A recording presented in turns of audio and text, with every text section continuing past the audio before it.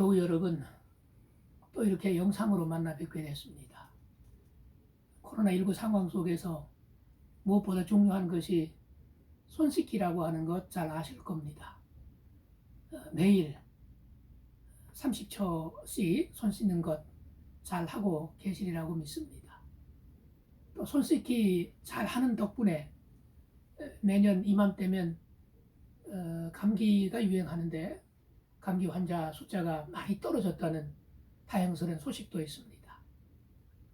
성경시대 이스라엘 포함한 중동에서는 숟가락이나 젓가락 같은 것이 없었습니다. 그래서 덥고 먼지가 많은 중동에서는 손 씻는 것이 일상화됐었습니다. 그리고 이것이 점차 종교적인 의미로까지 확장이 됐습니다. 이스라엘에서 손 씻는 경우는 크게 세 가지로 나눌 수가 있습니다. 첫째는 제사장들이 제사 드릴 때입니다. 출애굽기 40장 30절에서 32절에 따르면 제사장이 성막의 안뜰에 놓여있는 물두멍의 물로 손발을 씻었습니다. 성소로 들어가기 전에 씻고 또 제단에 나아갈 때도 손발을 씻었습니다. 왜 그렇게 했을까요? 다른 사람의 죄를 하나님께 해결받게 하기 위해 나아가는 제사장이 남의 죄 문제 해결 이전에 먼저 자신의 몸을 깨끗하게 해야 한다는 것이지요. 남의 허물을 우리는 잘 봅니다. 그러나 자신의 허물은 잘 못 보죠. 또 잘 보이지 않습니다. 예수님께서 자신의 눈에 들보가 있는데 남의 눈에 있는 티를 보고 시비를 거는 것, 이걸 주님께서 지적하신 적이 있으시지요. 제사장들이 이렇게 손발을 씻는 것, 먼저 자신을 돌아보라 하는 의미가 강합니다. 우리 역시 마찬가지죠. 남의 눈에 나는 어떤 모습일까? 특별히 하나님 보시기에 나는 어떤 사람인가? 이걸 더 깊이 돌아볼 수 있는 시간들이 되었으면 좋겠습니다. 그 다음 또 손을 씻는 경우, 둘째는 외출 후에 귀가했을 때나 식사하기 전에 손을 씻었습니다. 잘 아시는 것처럼 위생적인 이유입니다. 중동 지역 물이 아주 귀합니다. 목욕하기는 보통 힘든 것이 아니었습니다. 대신에 손을 자주 씻었습니다. 그야말로 꽝 대신 닭입니다. 이것이 점차 종교성으로 확장되기도 했는데요. 부정을 멀리하고 애군과 죄를 씻는다는 생각으로 이어졌습니다. 그래서 이집트나 로마 신전 앞에는 큰 물두멍들이 놓여 있어서 손을 씻고 나야 들어갈 수 있었습니다. 여기도 잠깐 팁 하나 드려볼까요? 우리나라 궁궐과 관계된 곳에서 돌로 만든 대야가 몇 개 놓여 있습니다. 왜 그랬을까요? 우리나라 건축은 목조가 많습니다. 불이 나면 걷잡을 수 없지요. 그래서 불을 끄기 위한 방화수였습니다. 겨울이 되면 물이 얼어버리기 때문에 그 방화수에 소금을 넣어서 얼지 않도록 그렇게 관리했다고 합니다. 어떤 문화권에서는 귀를 씻는 문화도 있습니다. 더러운 말이나 지저분한 말을 들었을 때죠. 좀 웃기는 것 같기도 하지만은 그 의미만은 새겨볼만 합니다. 성경시대 이스라엘 사람들은 밖에서 돌아오면 손을 씻었습니다. 또 식사하기 전에도 손을 씻었습니다. 만약 여행 중에 음식을 먹어야 하는데 손 씻을 물이 없으면 어떻게 했을까요? 손을 헝겊으로 감싸고 음식을 집어 먹었습니다. 마치 요즘 우리가 기침할 때 마스크가 없으면 옷소매로 입술을 가리고 하는 것과 좀 닮아 있는 것 같기도 합니다. 주인이 손을 씻을 때는 옆에서 종이 물을 부어 주었습니다. 대야에 손을 담그면 손을 씻은 물 때문에 다시 손이 더럽혀진다고 생각했기 때문입니다. 우리도 공중 화장실에서 손 씻는 것 어떻게 하던가요? 손을 씻은 다음에 벽에 부착된 핸드 드라이어에 손을 넣어서 강한 바람을 쏘여서 말립니다. 또 그게 고장이 났으면 손가락을 아래쪽으로 한 채 흔들어서 물기를 제거하기도 하지요. 왜 손가락을 아래쪽으로 향할까요? 물은 낮은 곳으로 흐르기 때문에 그럴 겁니다. 자, 그런데 이스라엘에서는 정반대였습니다. 손에 물을 부을 때는 손끝을 아래쪽이 아닌 위쪽으로 향하고 손가락에서 손목 방향으로 물을 부었다고 합니다. 음식은 손가락으로 집어먹기 때문에 손가락 끝이 가장 깨끗해야 했기 때문이었던 거죠. 복음서에는 예수님의 제자들이 식사 전에 손을 씻지 않은 것을 지켜보던 바리새인들과 서기관들이 그 때문에 예수님과 논쟁을 벌이는 장면이 나옵니다. 저들은 트집 잡는 데 혈안이 되어서 눈에 보이는 손 씻는 데 집착했던 반면에 예수님은 마음의 깨끗함을 강조하시기도 하셨습니다. 요즘 같은 때 우리가 손을 씻을 때마다 손만 씻지 말고 더러워지기 쉬운 우리 마음까지 씻어보려고 생각하면 얼마나 좋을까요? 손 씻는 순간만큼이라도 내 삶을 돌아보고 하나님 앞에 용서를 구하고 또 회개하는 마음으로 손을 씻는 것 의미 있지 않을까 싶습니다. 자, 성경에서 언제 손을 씻는지 크게 세 가지 경우가 있다고 말씀을 드렸습니다. 첫째는 제사장이 성소에 들어가기 전에 손을 씻었다. 둘째는 집에서 밖에서 집으로 돌아왔을 때, 그리고 식사하기 전이라고 말씀을 드렸습니다. 이제 마지막 셋째, 시신이 발견되었을 때 손을 씻었습니다. 자, 살인사건이 발생했습니다. 안타깝게도 누가 살인자인지 모를 때 어떻게 처리했는가?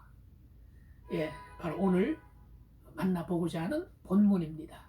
우리 한번 성경 찾아서 함께 봉독해 보겠습니다. 신명기 21장 1절에서 9절 말씀입니다.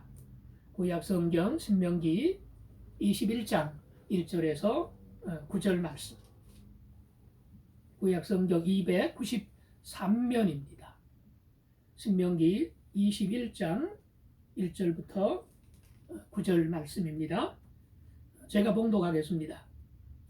내 하나님 여호와께서 내게 주어 차지하게 하신 땅에서 피살된 시체가 들에 엎드러진 것을 발견하고 그 처죽인 자가 누구인지 알지 못하거든 너희의 장로들과 재판장들은 나가서 그 피살된 곳의 사방에 있는 성읍에 원근을 재을 것이요 그 피살된 곳에서 제일 가까운 성읍의 장로들이 그 성읍에서 아직 부리지 아니하고 멍에를 매지 아니한 암송아지를 취하여 그 성읍의 장로들이 물이 항상 흐르고 갈지도 않고 씨를 뿌린 일도 없는 골짜기로 그 송아지를 끌고 가서 그 골짜기에서 그 송아지의 목을 꺾을 것이요 레위 자손 제사장들도 그리로 갈지니 그들은 내 하나님 여호와께서 택하사 자기를 섬기게 하시며 또 여호와의 이름으로 축복하게 하신 자라.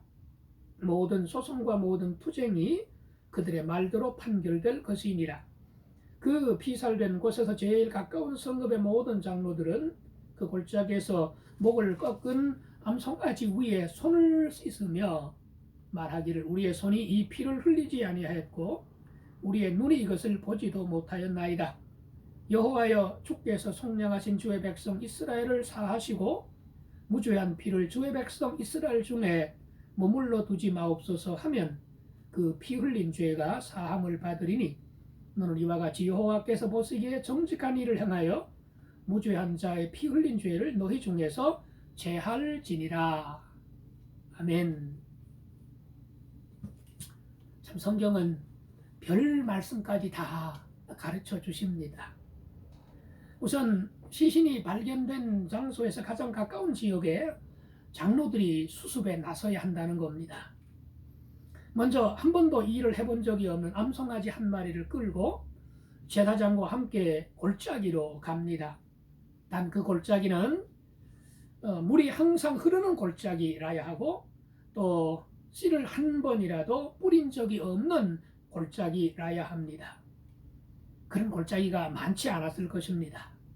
그런 골짜기로 끌고 가서 제사장들이 지켜보는 앞에서 그 성읍의 모든 장로들이 암송아지의 목을 꺾고 그 위에서 손을 씻으면서 이렇게 고백해야 했습니다.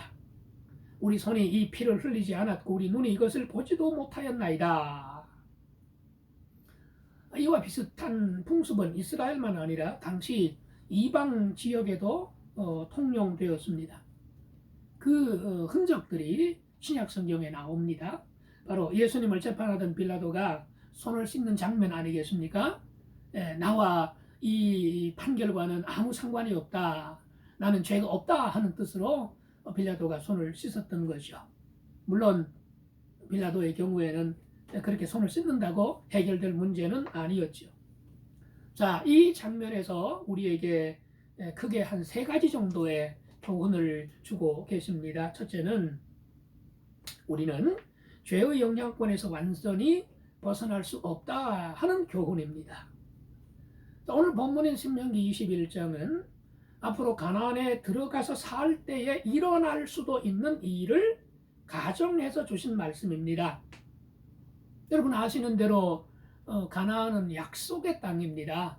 하나님이 택하신 하나님의 백성들이 들어가서 정착해서 살 땅이 가나안 땅입니다. 자, 그런데 그 땅에 들어가서 산다 할지라도 이런 일이 일어날 가능성이 있다는 말씀이지요. 즉 인간은 약속의 땅에 들어가 살면서도 살인할 가능성을 가지고 있는 존재라는 겁니다. 교회 안에 있으면서도 죄를 지을 수 있고요.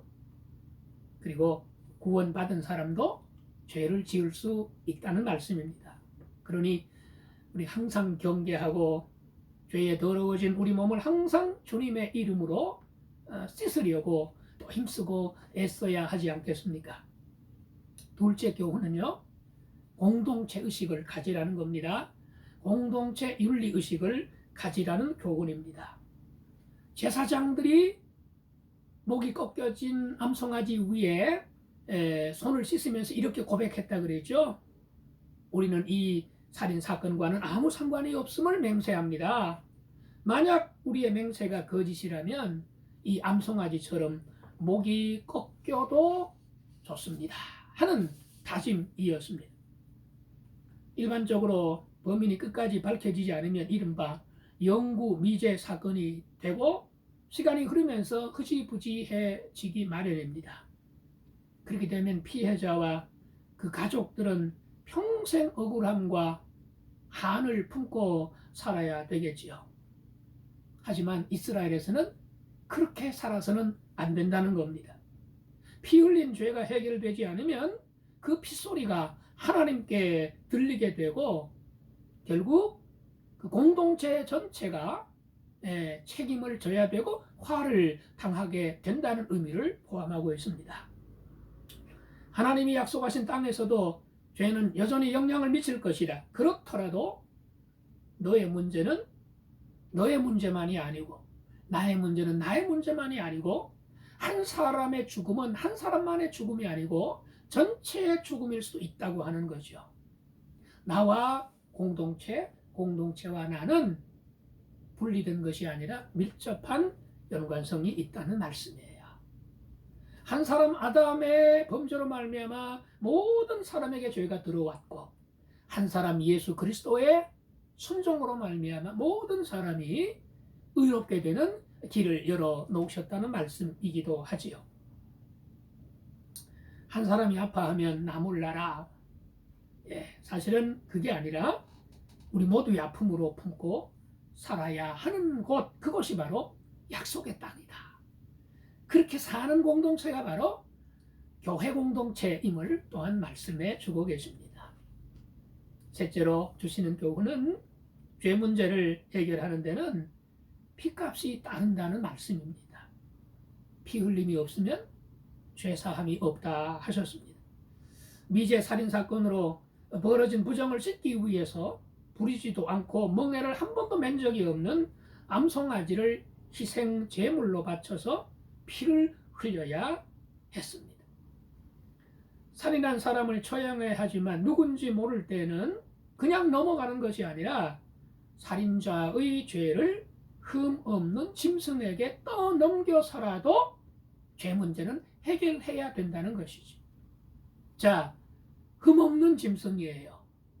정말 멍에 한 번 메어보지 못한 아주 순결한 그런 암송아지입니다. 근데 그 암송아지가 대신 죽어야 했다는 것이지요. 여기서 누가 떠오르는지 벌써 말씀하실 수 있으시죠? 예, 바로 우리 예수님이십니다. 우리 죄 때문에 우리가 죽어야 마땅한데 우리 죄를 대신 짊어지신 분, 죄 없으신 예수님이십니다. 이 예수님의 은혜로 우리가 살았습니다. 이런 예수님을 보내주신 아버지 하나님의 사랑으로 우리가 살고 있습니다.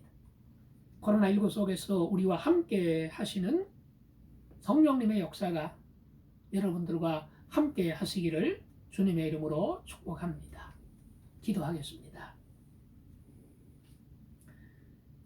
하루도 몇 번씩 손을 씻듯이 하루에도 몇 번씩 우리의 죄와 허물을 하나님 앞에 회개하며 주님의 이름으로 용서받기를 원합니다.